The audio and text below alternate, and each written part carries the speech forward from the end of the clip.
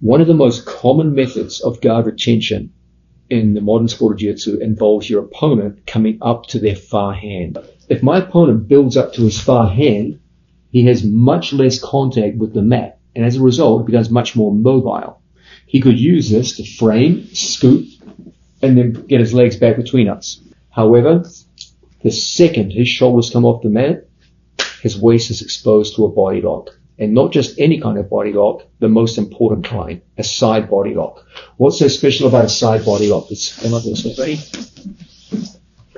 Okay, a side body lock puts our body in a position where my head is inside and my body is outside his knees. So when he comes up to a hand in these situations, when he tries to get away from us, you've got so much control of the hips that it's so difficult for him to get away. And your head position can easily return him into situations where you can pin his shoulders down to the mat. Okay? This is one of the strongest guard passing positions in all of jiu-jitsu.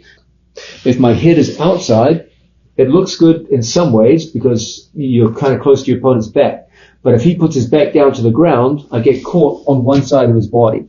And from here, he can easily put me back in guard. As we come out with a supine opponent in this situation, I'm just going to get a hold of my training partner's foot. I'm going to put my second hand here on my training partner's abdominals and obliques. And I'm just going to pass my training partner's foot out to the side. As I start to threaten the pass, I see my opponent building up to a hand. The second he does so, I just come down to my knees and my hands lock tight around my training partner's waist. Then from here, I use head pressure to return him to an elbow. And as a result, I can go through and capture the wrist. If the wrist is too far away from me, then I'll use this hand to pass it. And then we pin his shoulder down to the mat. I cannot get a hold of the hand by any method. Then from here, what we're going to do is we're going to step over our training partner's knees and use our knees to pin our training partner's knees. So when he tries to put us back in guard, it's awfully, awfully difficult. And as the movement goes further and further, then we're going to get exposure of that wrist at some point in time, and we'll pin him down to a shoulder.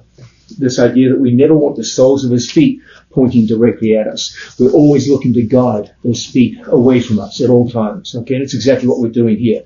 I just take his foot and I guide it, and I come over the top like so. As he makes a strong, resistant body, I just put my chest over his knee, so that even as he comes up, he gives us the perfect opportunity to enter into a side body lock.